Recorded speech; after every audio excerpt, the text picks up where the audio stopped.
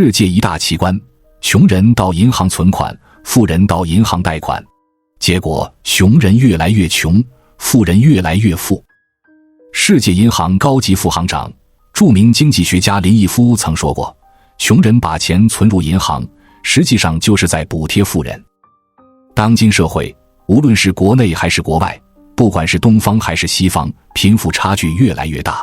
穷人可以贫穷到一贫如洗，而富人可以富裕到富可敌国。而造成这两极分化的根本原因是资本观念的改变。说得直白一点，是个性思维模式的差异所导致的。如果您还不理解我的意思，我就给大家举个例子，您就会明白什么叫思维模式的差异。我们不难看到，在现实生活中，到各个银行排队存钱的都是生活在社会最底层的劳动者，他们中间有农民、工人、打工者，还有个体工商户。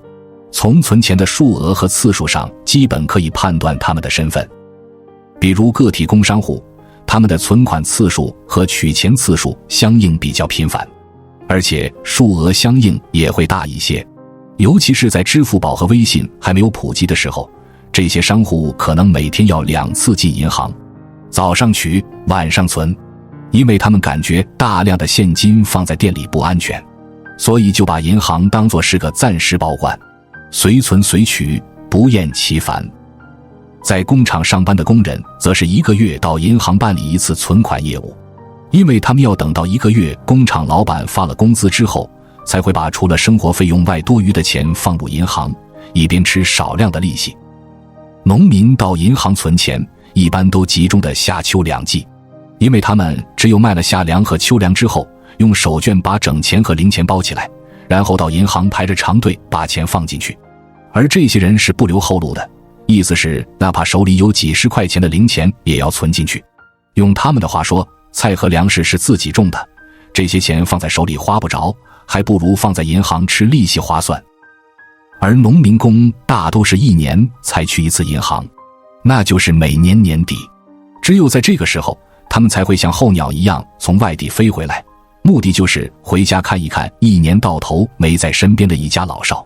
然后顺便把1年的血汗钱存在银行里。所有这些人的普遍想法就是把这些多余的钱让银行为自己保管，额外还有利息可图，可谓是两全其美，认为这样既安全还占了便宜。但他们从来没有想过要用这些多余的钱去创造更大的价值，比如用这些钱去投资，以达到收益最大化。在他们的思维模式中，只要投资就有风险，用他们自己的话说，叫挣起赔不起。如果赚了，那叫运气好，赔了，那可是自己用血汗换来的。所以即便是你对他说，今天你给我1块，明天我给你100，他们也坚决不会相信，还是认为把这钱放到银行才保险。当1万个穷人把钱存入银行，只需要有一个富人走进来，他会把你放在银行里的钱借走，然后可能去建一个工厂，也可能去开发一座楼盘。他们会拿着穷人放在银行的钱去投资，然后再去雇佣这些存钱的人去给他们打工，然后再从这些富人老板那里挣少量的工资，等发了工资再把它存入银行。所以货币就这样轮流周转，自然也就形成了自由循环。那么循环的后果是，老板利用穷人的钱营造了一个资本帝国，也就越来越富，而穷人则在这些资本市场里勉强度日，反而还要去感谢这些老板给了自己工作的机会。这就是当今的社会现实。有些专家说是资本家养活了工人，殊不知资本家在榨取工人的劳动剩余价值。这看似矛盾的社会团体，其实存在着唇齿相依的关系。当老板破产了，工厂也就倒闭了，工厂关门了，工人也就失业了，一旦失业了，也就等于没有吃饭的家伙了。我非常佩服富人的胆量和勇气，因为他们的智商可能要比穷人高上数倍，他们的思维模式和穷人不在一个层级。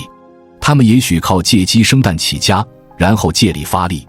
也许有些人空手套白狼，一纸空文就可以让自己飞黄腾达。所以决定你命运的不是看你是否勤奋，是否有脚踏实地的实干精神，而是看你用什么样的思维去实现你的目标。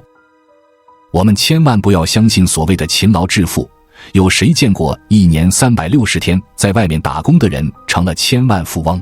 又有谁看到负债千万的老板骑着共享单车挤着地铁去上下班？瘦死的骆驼比马大，老板再没有钱，小拇指头都比你腰粗。当然，存在的也都是合理的。无论社会进步到什么程度，都不可能生活在一个阶层。都成了资本家，哪里还能雇来工人？如果都成了平民，又怎样推动社会的进步？谁说穷人没有想过要改变现状？只不过他们没有资本家那种机遇和魄力而已。所以，思维是基础，也是一种载体，就好比土地和种子的关系。什么样的土壤适合什么样的种子？什么样的条件下才能使种下的种子产生利益最大化？这才是关键。穷人想要翻身，首先要改变害怕失败的想法。只要有一只母鸡，你要做的是鸡下蛋，蛋孵鸡，而不是想着要把鸡蛋炒番茄，更不是把鸡下的蛋存在篮子里，等攒到10斤8斤了到集市上去卖钱。站得高一点，放眼远一点，这才是改变命运的最好法则。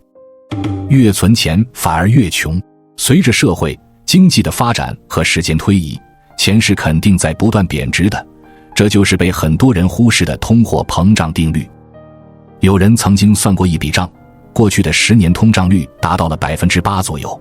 也就是说，去年前你把100万元存在银行，1年后的今天，这笔钱就只值92万左右了。100万的数字还在，可是100万的购买能力已经不在了。所以说，靠存钱变成富人，这是一件相当有难度的事，除非你每年的收入增长超过通货膨胀率。但就目前的中国而言，假如你的收入达到这个级别，你显然已经不算是穷人了。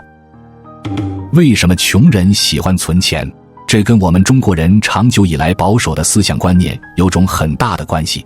众所周知，中国近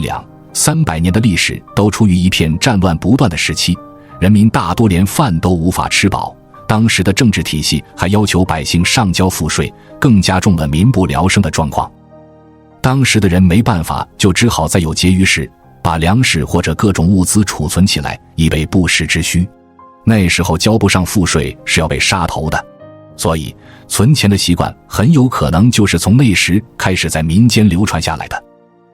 久而久之，人们穷怕了，养成存钱的习惯，只会存钱，不敢赚钱。这原本是好事，只不过遇到了一个这样的时代，钱再也不值钱，未来还会更加不值钱。越富有的人越喜欢贷款，富人贷款很明显就是认识到把钱存在银行是亏本的理财方式，思维层面的认知就与穷人大不同。他们中大多数巴不得能把银行的钱全都借完，富人更加胆大，敢想敢做。中国有句老话，撑死胆大的，饿死胆小的，就是这个理。他们享受到了钱带来的好处，对赚钱的欲望更加强烈。但是如果仅仅靠自己的资金，显然无法满足很多富人的投资需求，所以贷款自然就成为他们的最好选择。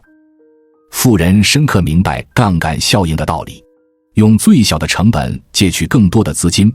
去做更大的生意，赚取更多的收益，与用有限的本钱去做小投资，赚取微薄的利润。相同时间内，哪个赚得多？聪明人都知道吧。在我们进一步探索之前，别忘了关注才知道并点击小铃铛，我们将继续揭示更多关于金钱的真相，助你迅速实现财务自由。为什么记账会让穷人越来越穷？因为记账会让穷人成为事后诸葛亮，查账则会让富人动诸机先。穷人总是在数字上下文章，只是加1块减1块，就像发生什么大新闻似的。这样的观念只能计算眼前拥有的收入与支出，而无法衡量未来的资产与负债，因此就只好在加加减减的小钱中庸碌一生。穷人总是在数字上下文章，只是加1块减1块，就像发生什么大新闻似的。这样的观念只能计算眼前拥有的收入与支出，而无法衡量未来的资产与负债，因此就只好在加加减减的小钱中庸碌一生。穷人的注意力总是只在数字上，富人不会把时间花在没有效益的事情上，他们不记账，但必定按时查账。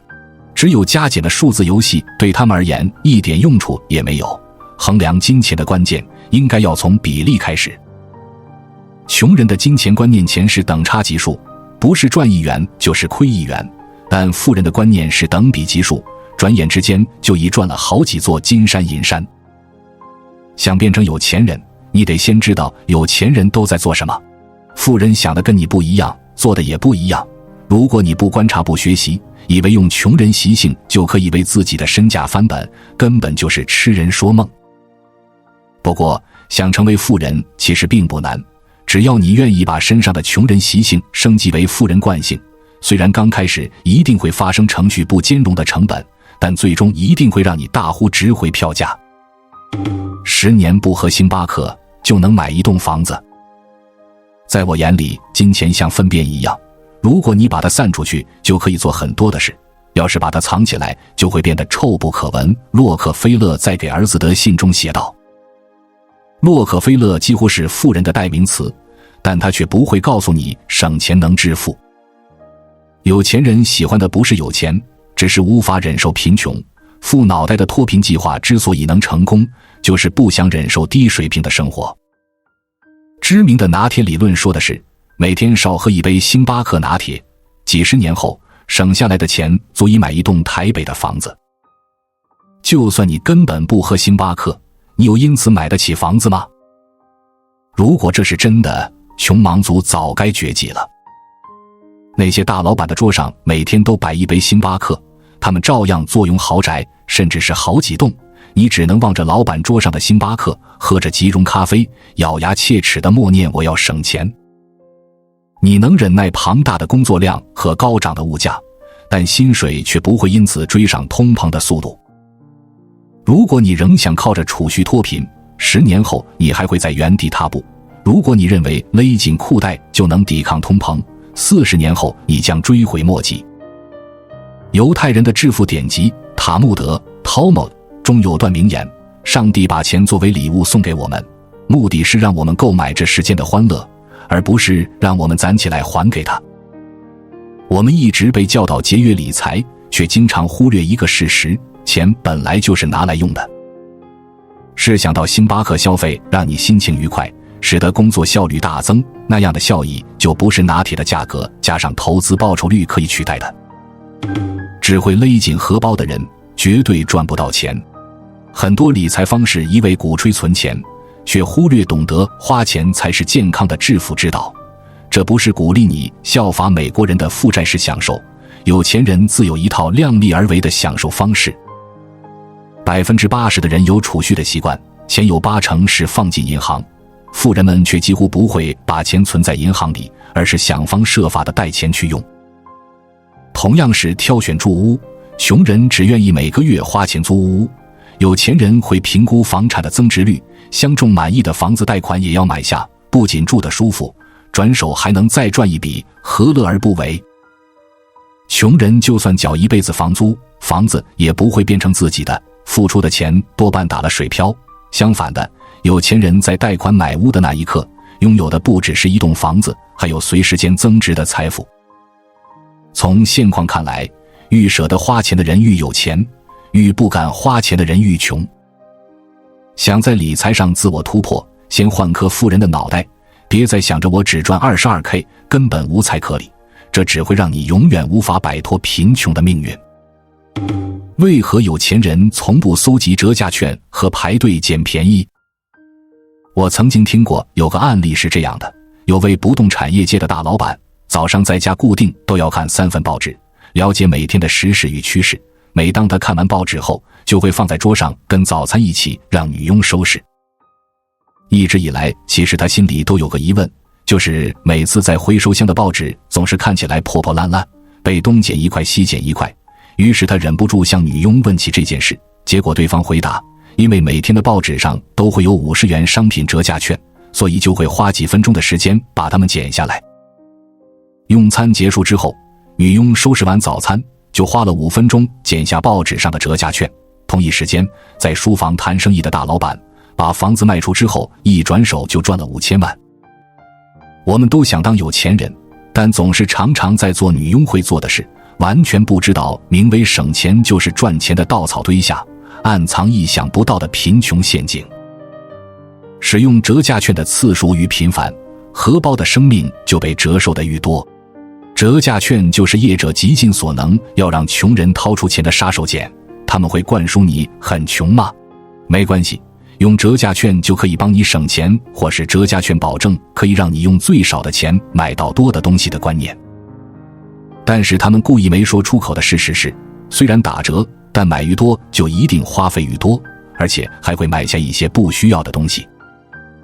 穷人花时间搜集折价券，以为可以让荷包不会瘦得这么快，无形中却因为价格便宜，导致多买了根本不必要的东西，反而花掉更多的钱，每个月的月底依旧要面对月光光、心慌慌的窘境。堆积如山的折价券只堆占了你的成就感以及成为有钱人的假象，并不能真正让你得到额外的金钱，而且你省下来的钱日后还是必须被花掉，你只是递延它被使用到的时间而已。穷人只有省小钱的观念，所以只能赚小钱，而富人会把注意力放在如何赚更多钱。成本与效益是成为富人的必备观念。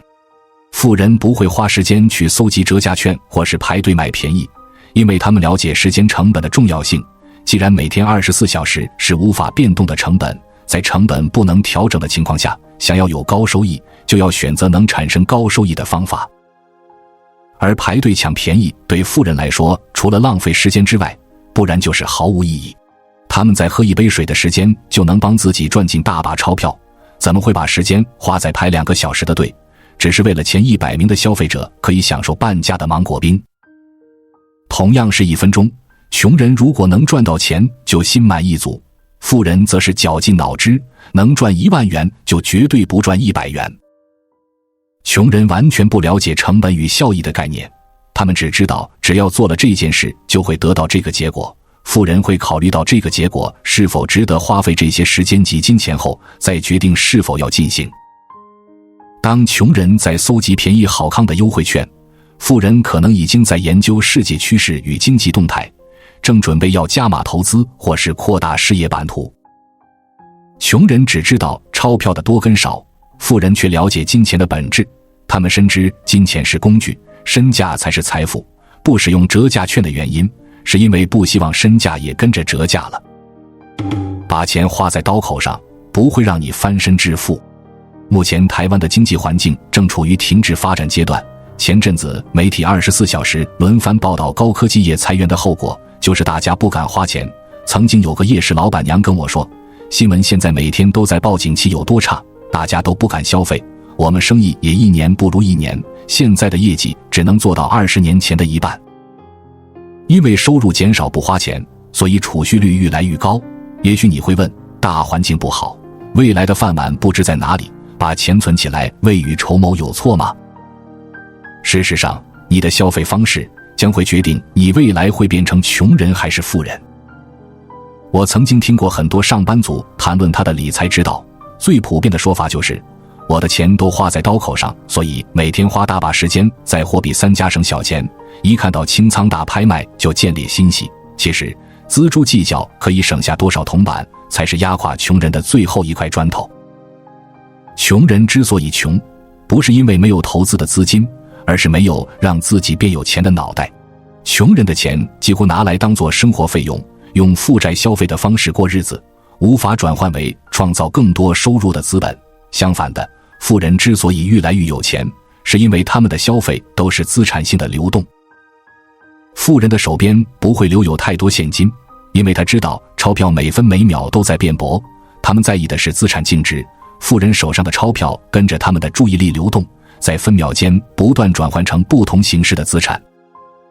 穷人的眼中只看得到工作收入，他们手上的钞票无法简化，财产只会在不知不觉中逐渐归零，最后甚至会变成沉重的负债。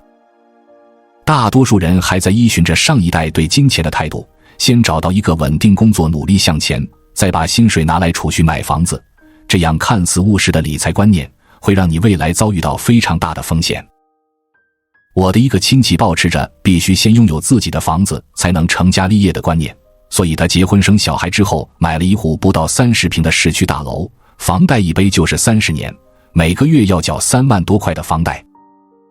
不久前，他经营的小型加工厂受到金融海啸的影响，景气紧缩导致大客户抽单，最后只能无奈关门大吉。一夕之间，我的亲戚从小老板变成了中年失业中，每个月3万多块的房贷没有为他带来更多利益，反而成了压垮他财务的最后一根稻草。